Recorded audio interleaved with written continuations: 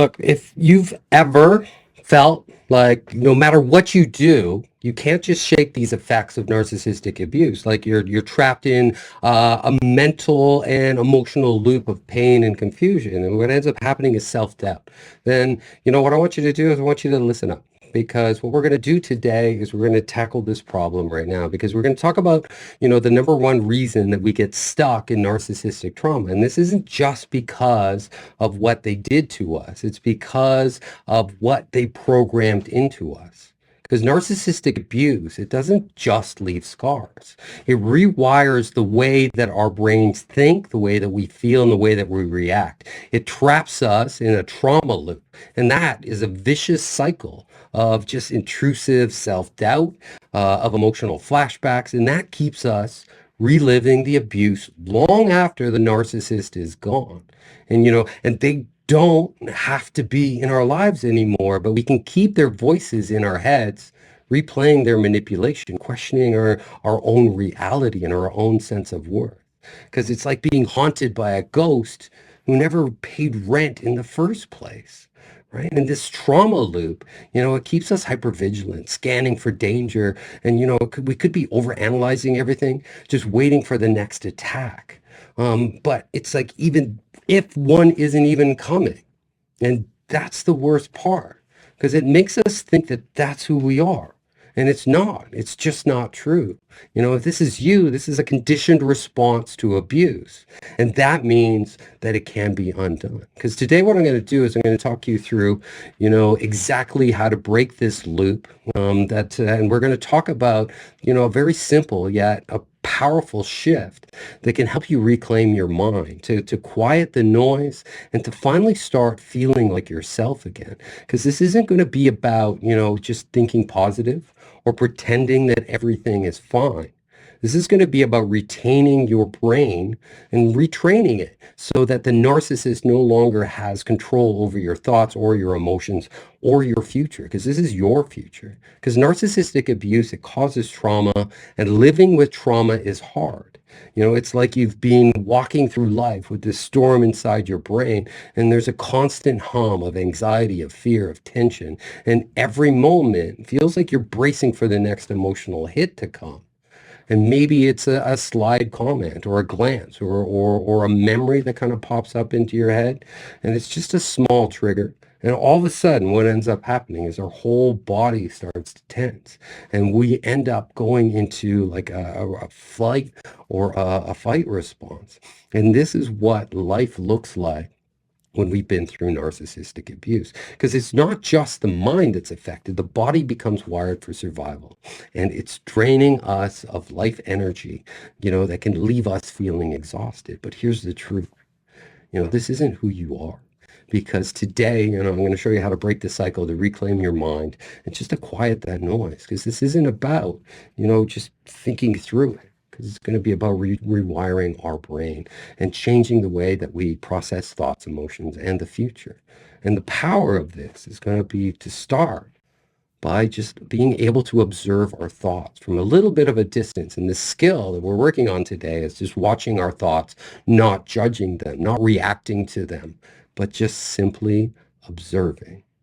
And I know that sounds almost too simple, but mindfulness isn't about ignoring pain. It's about creating space for your true self to emerge, one that's free from trauma. Because at first it feels impossible, right? Your mind will resist. It's used to reacting, to scanning for threats, for bracing for impact, but observing your thoughts, it's like tuning an instrument over time. In this chaotic noise, what happens is it starts to harmonize. And the first step to freedom is going to be actually sitting with discomfort. Because healing starts with actually sitting still, letting emotions be there without trying to fix, suppress, or even fight them. Because imagine your mind, it's like a pond. And when trauma throws stones into it, the water ripples with chaos. And if we keep tossing more stones in there, more trauma in there, more panic, the ripples, they never stop. And when we allow stillness, the water just clears on its own. And the same can happen for our mind. By watching our thoughts instead of getting swept away by them, we begin to reclaim control. And mindfulness, It's actually a very radical act of self-liberation because narcissists thrive on what? Your reactions. And their power is in keeping us emotionally hijacked, addicted to these extreme highs and these extreme lows. But when you stop reacting, when you pause instead of spiraling, you start to take your power back. And this isn't about denying our trauma. It's about witnessing it without letting it own us. And at first, your brain will panic. It will. It will scream. It'll be like, where's the chaos? Where's my distractions? This is actually very normal when we first start to use mindfulness as a tool, because your mind has been conditioned to crave stimulation. And by observing rather than engaging it, we start to break the cycle. And think about how narcissists manipulate, right? They provoke to get a reaction because that's how they maintain control. And the same principle applies to your thoughts. When we stop reacting to intrusive memories, it starts to lose their grip. And what do? We teach narcissists, we starve them of attention. I mean, we can use gray rock, we can use, no contact, but, we don't feed a narcissist, we starve a narcissist. And then when we have narcissistic traumatic thoughts, yeah, well, we can kind of turn down the volume on those too. Because when we first start to observe our mind, it's going to be like watching a child that's just kind of throwing a temper tantrum. And you can acknowledge it, but without being consumed by it. And over time, what you'll find is the intensity will start to fade. Because reclaiming your mind is a turning point. And for so long, the narcissist has dictated your thoughts, your emotions, and your reality. But now, this is your mind. And they don't get to live in your mind anymore. And at first, your mind may resist. Right? It will. They'll try to pull you back into that chaos. But as soon as you practice observing it without reacting, you end up creating a space between you and the trauma. And in that space, what do we find? We find freedom, maybe clarity, peace. Those are all very important things because harnessing the mind, we're going to use it to actually conquer our own demons because the mind is both our greatest ally and it's also our fiercest enemy. And when left unchecked, it can become a battlefield. A battlefield is flooded with fears and doubts and just echoes of past pain. But when we learn to harness it, to direct our focus and awareness, we unlock power that's greater than the trauma that we actually endured because we actually have to be mentally stronger than what we experience in order to process it. So what does that mean? It's like we're going to build a very strong mind, aren't we? Because facing our fears is not about erasing them. It's about standing in their presence and refusing to bow down. The courage to confront our inner demons is the same courage that allows us to take our lives back. It's that moment that we decide that we are no longer just survivors of narcissistic abuse, but we are creators of our future. Because each thought that we observe without reacting, each moment of stillness that we cultivate, we build resilience. And this resilience is what shifts us from being passive passengers in our own lives to being active participants in shaping our destiny. And this is where transformation actually happens, because this is where we take control, not just of our minds, but of our entire existence. And what is this called? It's called the hero's journey. And to go on the hero's journey, what do we have to do? We have to actually confront our shadows. And Carl Jung, who spoke of it, calls it the shadow self. It's the part of us that we've repressed, that we've ignored or feared. And these are the wounds that are left by narcissists. And the patterns of self-doubt that are there, the internalized criticism, that does what? It keeps us really, really small. But in this hero's journey, there comes a moment where we must face the shadow. And this is the test, right? The moment where we turn towards our pain instead of running away from it. And this is really, really important. This is where the crucible, this is the turning point, the tipping point where we switch to resilience, we switch to strength, we learn courage. And when we fortify, we become, forged by fire. And the wounds from our past no longer define us. They actually become the very stepping stones to our greatest sense of self. It's that moment that you face your shadows, where you stop being a victim of them, that you realize that fear, the doubt, the pain, they're not walls, but they're actually doors. And when you walk through them, you emerge stronger, you emerge wiser, you emerge freer. And the journey inward is an act of observing and confronting our own thoughts. It's the most courageous act that we can take because, it is here. It's here in the depths of our own mind that we can reclaim our true power. Because the trauma that once held us captive now becomes the foundation on which we rebuild ourselves, not from someone broken, but as someone who has walked through fire and come out stronger. Because this is the hero's journey. This is where true healing begins. And you are ready. You've always been ready because the future is yours. The past no longer defines you, no longer defines who you are. And every moment that you choose stillness over reactivity, you reclaim a little bit more of your power, a little bit more of your strength. Because the chaos of narcissistic abuse, it's trained you to live in survival mode, but healing is about stepping into something much greater, to stepping into presence, to stepping into awareness and control over your life. Because you are not your trauma.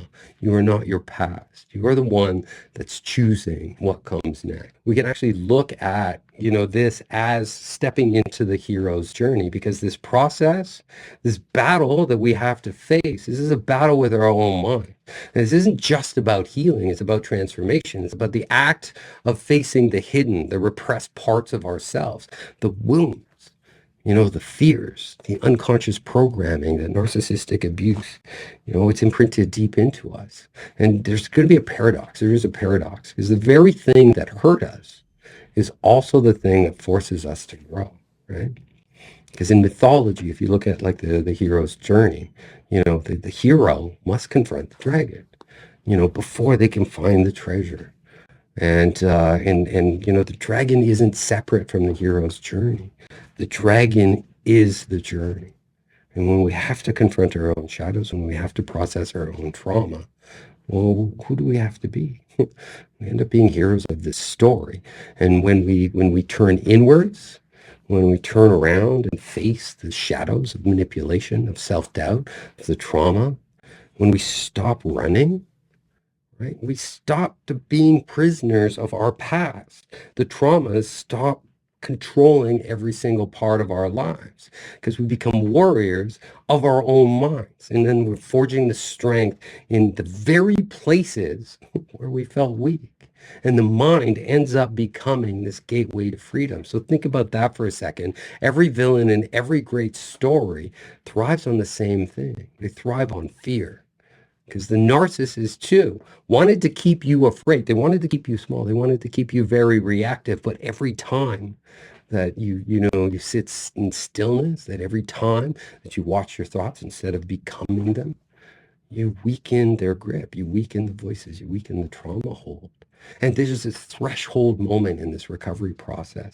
And it's the point where the hero moves from victim to victor.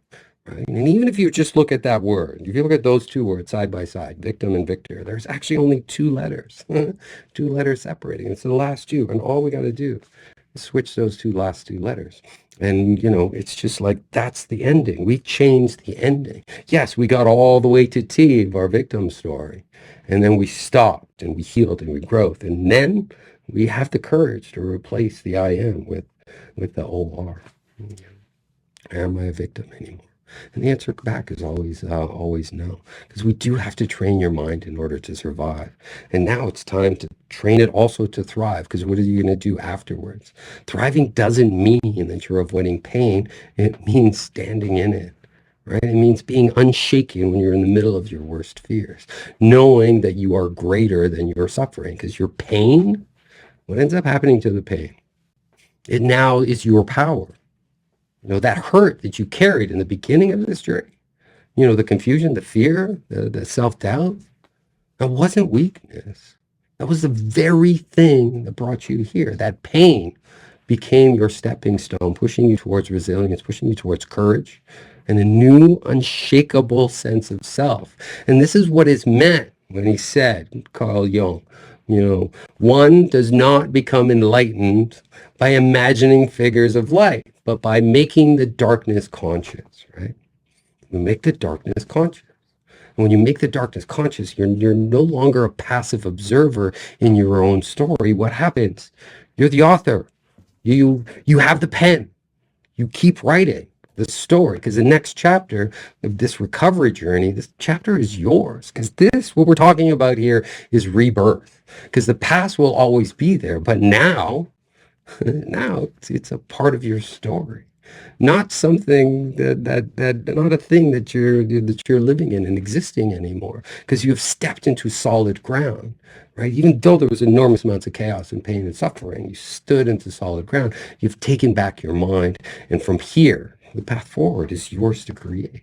And by healing, it doesn't happen in isolation. Transformation is easier, it's faster, it's more powerful when you get guidance, when you have groups, right? That's why Narcovery is here, this community itself. If you look at the feeds, if you look at people that are commenting, we're actually helping each other out. Having that community is there. And to further along, and I notice there's some people that are in our different recovery groups on today in the chats. You could see being in part of a group that's facilitated by somebody who's done this for so long. It helps us, create a safe space where someone else can challenge your beliefs and these old programs pointing them out that you may not even see. And wow, those are powerful little moments where they're just these aha moments, and everything that you've ever done has suddenly changed, right? And then one-on-one work is where we can actually, you and me, can sit together and we can work through memory. Right? And we can actually find the courage and find the strength, and we can rewrite the ending. We can separate the past, the present, and the future. And I use all sorts of different tools for that. Whether it's hypnotherapy, whether it's IFS. I've been trained by Dr. Richard Schwartz. Whether it's the trauma work that I learned through Janina Fisher, or any of those things. These are all tools. We have a massive toolbox that we can use and just kind of see what's working, and then we grow and we grow and we grow, and then you can go through recovery in months instead of years. And for sure, this damage, this hurt that's been caused, it's not going to be with you for your entire life, right? Think about narcissists because they think they are flawless. Yeah, the narcissist never fully reaches the best version of themselves because they're unable to face their flaws. Absolutely, and that's actually what makes us, better, because it is compassion. Can you imagine having no self-compassion? And you have to create this false version of yourself that you now have to defend, and you end up defending it as if it was your own real life. Right? And then yet we're the ones that have that compassion. They saw that in us, which is why they were attracted to us, right? And that's important. It's important. And so the same tools that attracted them to us are the same tools. We actually have the skills within us already in this moment to heal ourselves, because all we're going to do is take our compassion and empathy and we're going to turn it inwards. We're going to cocoon for a little while. We do have to separate while our body kind of turns to mush, and then we come out of this experience, with wings. But this is so important. It's just this journey that we're all on. Because if you're ready to take that journey, like with others who understand, walk this path, we're going to start reclaiming our lives. So for those of you who aren't part of the Narcovery community, I do hope that you follow Narcovery just for deeper insights, for more tools, for more strategies, just to rewire your mind and to free yourself from narcissistic abuse. Because, healing happens. Healing happens in a community, right? And so I do hope you join the Narcovery Healing Circle. And this is where we come together once a week. It's Wednesday nights for North America, Tuesday nights for my European clients. I don't know where people are. There might actually be people in Europe right now that have stayed up to midnight. So hey, thank you for doing that. It's a place where we come to rebuild, to grow.